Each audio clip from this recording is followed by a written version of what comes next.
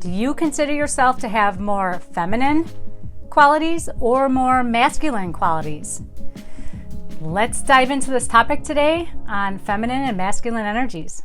Thank you, beautiful soul, for joining me on this topic today. If you are new, please be sure to subscribe to get weekly updates. If you are back for another round, let's get right into this topic.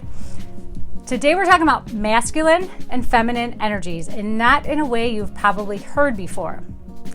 If you think of a battery, it has both positive and negative poles, and they need each other to balance out to work. Well, the same goes for masculine and feminine energies. You can also think of yin and yang. Neither is good nor bad inherently, but we need both to balance out. So whether you are born a male or born a female, everybody has masculine and feminine qualities. Now, what do I mean by this? What is feminine and what is masculine?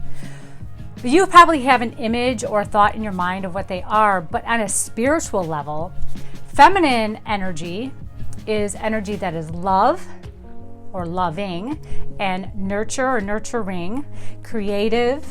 It's very much being. It's defined as being. And masculine energy is motivation, wisdom. It's very linear and direct and can lend itself to doing. It's the doing. So if I were to use one word, feminine would be love and masculine would be wisdom. And you could see that that's not negative in any sense. We want both of those. So to have both of those means that you are balanced. And to be unbalanced would mean that you're deficient in one and or overpowering in another. So just to give you some background, I was very heavy on the masculine energy for a very long time, very driven and competitive, which I still am. But I could be, you could be overly assertive, you could be egotistical or egoic. So the masculine energy in myself got a little overbearing and I forgot my feminine side. Not that I didn't have any feminine qualities, because that's very rarely the case. However, my feminine side was lacking. It was just, I wasn't observing it or allowing it to present itself nearly as much as I should have. So why am I bringing this up today? Well, I've noticed a trend, and usually my videos are from things that are happening around me or I see a pattern of, and that is love, especially right now. If you're watching this in May of 2020, you know what I'm talking about. Love is so important, right? It is the access to our heart. Our heart actually has love that can radiate from it. So there's a HeartMath Institute, and they show that your heart magnetic energy is so much greater than any other energy on our body. It can actually radiate outside of our body by a couple of feet, and it's actually been measured. So I'm not making this up, I promise. But our heart is love. When we think of love, we think of heart. I mean, obviously, right? Valentine's Day. But what's happened, especially with, I feel like with the male population, that love or showing compassion has been stifled. So I'm going to give you an example. Imagine a boy, okay, he's, let's say 8 years old, and he lost a family pet, and he wants to cry. Okay, he's, old enough to maybe, according to his dad, not cry, old enough to not be a baby anymore, but he's still young, and it doesn't matter how old he is, but he wants to cry. But his dad tells him, man up. Don't be so, don't be a crybaby. Stop those tears. They don't belong here. Because that's how he was brought up. So the boy has to suppress his tears. And through that, over and over again, throughout his years, being taught that showing your emotions, showing compassion, showing love, showing tears is, stop being a girl. Why are you being a crybaby? Because that's what girls do, only girls cry. So that teaches him to not show compassion and love. And over time, that's what he will teach his children. Now, I don't know, this is somewhat of a side note, but laughing and crying are actually the same physiological response. It's the diaphragm releasing emotions that need to come out. And your diaphragm doesn't know the difference between tears and laughter. So they're really the same thing. Why they come out separately, I don't know, or differently. I'm not really sure of that, but they're the same mechanism inside your body, and it's a release. Crying is just a release. It's nothing to be ashamed of. It's something that we should all do. It's kind of like when somebody yells, they're yelling because their body needs to release some unneeded, unnecessary energy that it just needs to get out of your body. So this little boy grows up thinking that crying is weakness. Crying is wrong. Crying is showing the world your emotions, and don't show your emotions. So what do you do as you grow up? You hide your emotions. And how do you do that? Well, you can become an angry person. You can drink alcohol. You can abuse food or any other substance. You can beat yourself up mentally. And this creates a very vicious cycle. Crying is just an emotion. That's all it is. It is not a sign of weakness or anything else. And I'm talking about this because love can create tears of joy and tears of sadness, right? Because we have so much love for something or someone. So let's go back to talking about the heart and love. Love is detrimental to your health, or lack of love. Lack of love will put your heart into dis-ease. So when they literally say, I'm dying of a broken heart, or I think I might die of a broken heart, or I'm heartbroken, that is actually figurative and literal. A broken heart or lack of love will essentially cause so much dis-ease that it will break, or have a heart attack, or have a heart disease. Showing love and compassion, however, puts your heart into the parasympathetic nervous system. Showing love and compassion, however, puts your heart into the parasympathetic nervous system. We have the sympathetic and the parasympathetic nervous system. The sympathetic is the fight, flight, or freeze. Maybe you've never heard it that way, but there's 3 categories, and it's fight or flight or freeze. And we know that as the etheric tiger chasing us, and we need to survive. So our ego steps in and says, we got to do what we have to do, whether that's fighting the tiger or fleeing from the tiger or even freezing. And this is an extreme, just like stunned deer in headlights type of or response, I guess. So that's sympathetic. And that's where your heart rate increases. That's where adrenaline is pumped out. Your eyes constrict. Your blood pressure goes up. Your blood goes away from your digestive system in order for the blood to get pumped to the muscles to help you fight or flight or freeze. The parasympathetic, on the other side of the coin, this is when love and compassion are prominent in your life, allows your heart rate to slow, allows your blood pressure to drop, your eyes dilate, you get in the rest and digest mode. And that means that your body is able to digest the nutrients and rest and get ready for the next sympathetic attack, right? But we get to relax, we get to unwind. Our body gets to recover from whatever stressors we've had. So that parasympathetic nervous system is really important, and that stems from emotions, okay? So your emotions really do control your body, your mind, and your brain. Your mind controls your brain. Going back to that young boy who was never allowed to cry, he's starting to learn to go into the sympathetic nervous system because the ego is going to take over, and he has to figure out a way to fight for his life, to fight for survival, essentially. Now, it sounds extreme, but to children, this is paramount. And if you're an adult, probably an adult watching this video, you were taught in some way to survive, whether it was from you heard your parents argue a lot, you witnessed fighting, you were lonely as a child, you were some type of unwanted feeling or emotion growing up, you had to go into survival mode. And while it might not be running from a tiger anymore, obviously, unless you're Joe Exotic, you were basically surviving just for yourself, and that's totally okay. But now as an adult, you never realize that growing up because it just kept happening day after day, and it's your normal. But now that sympathetic nervous system is going to, with the constant push of adrenaline, going to fatigue everything in your body, including your heart, and you will have heartbreak. Now, I have to stereotype a little bit with this feminine and masculine energy talk, because most men, right, have more men, I should say, than women have heart problems. And that is because they've been taught to be the leader, the motivator, the person in charge, the person who has to earn the money, make the living, provide for the family, and that constantly puts you into the sympathetic nervous system.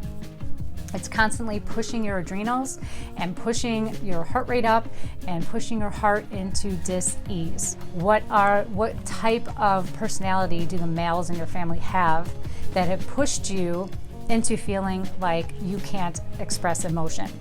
If your heart literally is love, what does that mean for you? Should you be showing more love and compassion? Probably. We could all use more love and compassion in this world. But the person that needs the most love and compassion and forgiveness is you. We all need to love ourselves.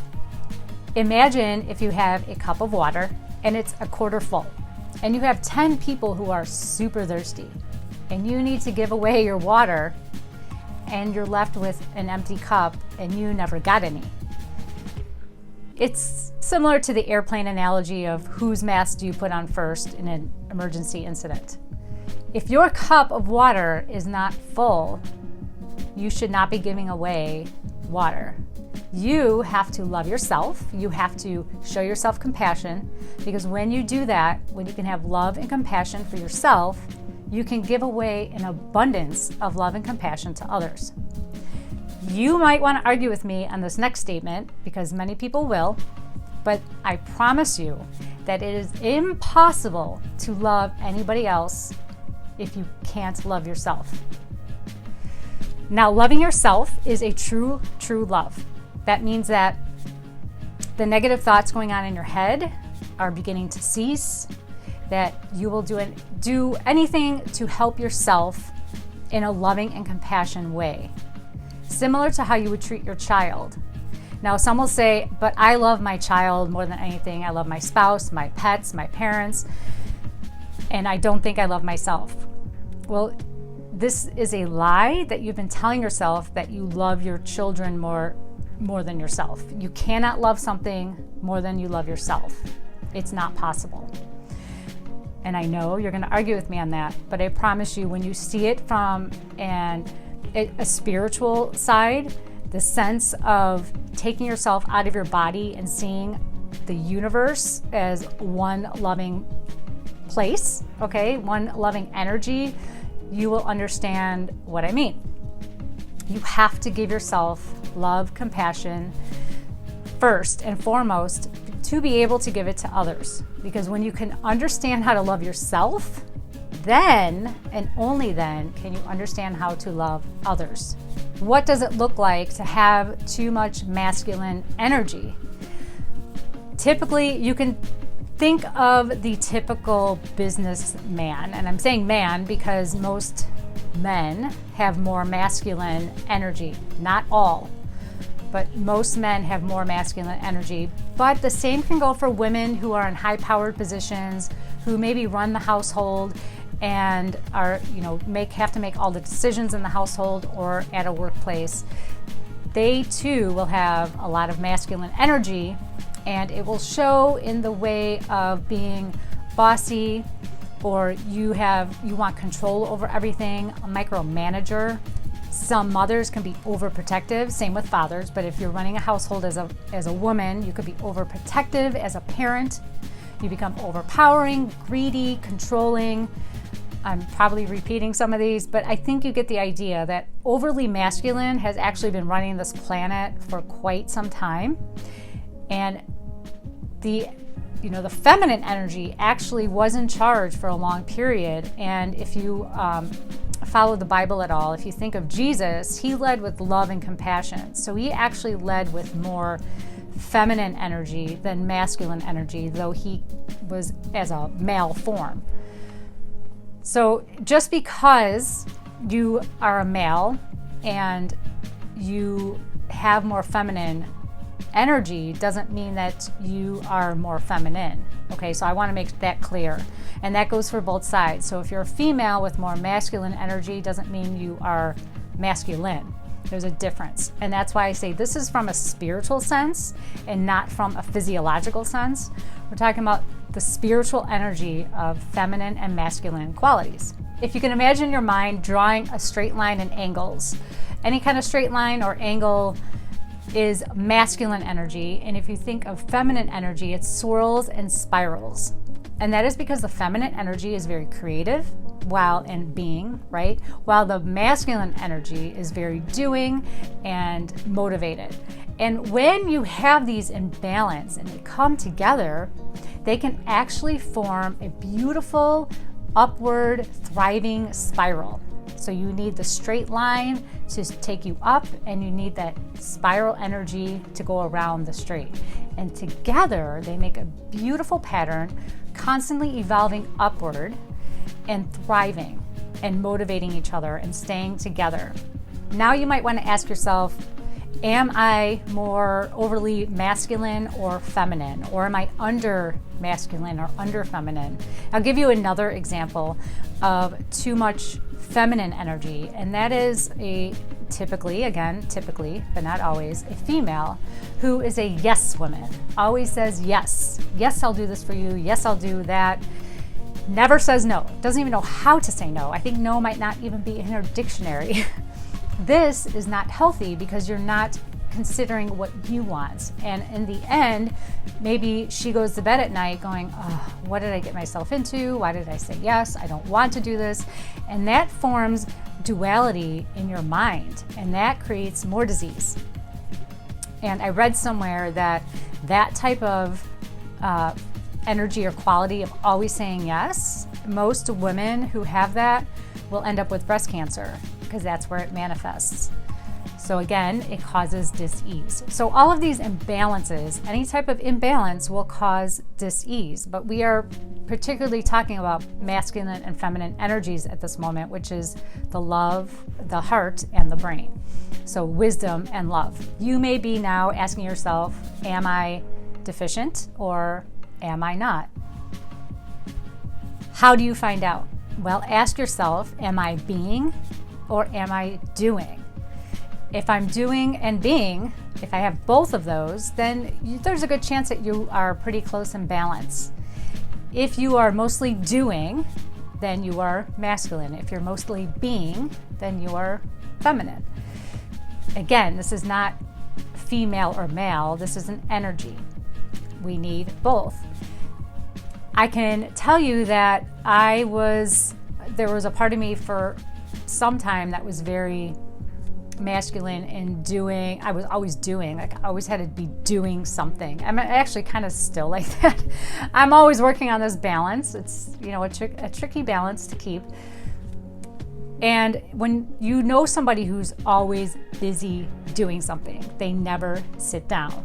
They're always cleaning something or finagling something or going shopping or doing. That's very masculine energy taking over.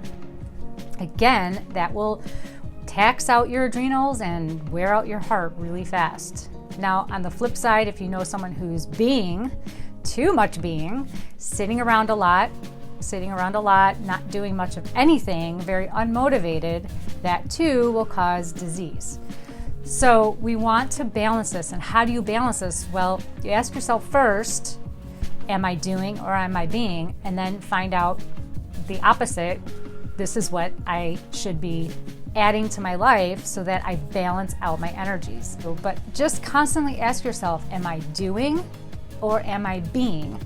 And you'll get the answer. You know the answer. Neither answer is wrong or right. It just is. So rather than beat yourself up, show yourself some love and compassion. We all need feminine and masculine energy to be balanced in our life. Okay, so I talked your ear off about masculine and feminine energy for the last, 20 something minutes. If you have any questions or comments, please leave them below. Thank you so much for watching. Please like and subscribe. That would be so wonderful. I'd appreciate it. And be sure to check up for weekly updates. And I will see you guys on the next video. Thanks for watching. Love you. Bye.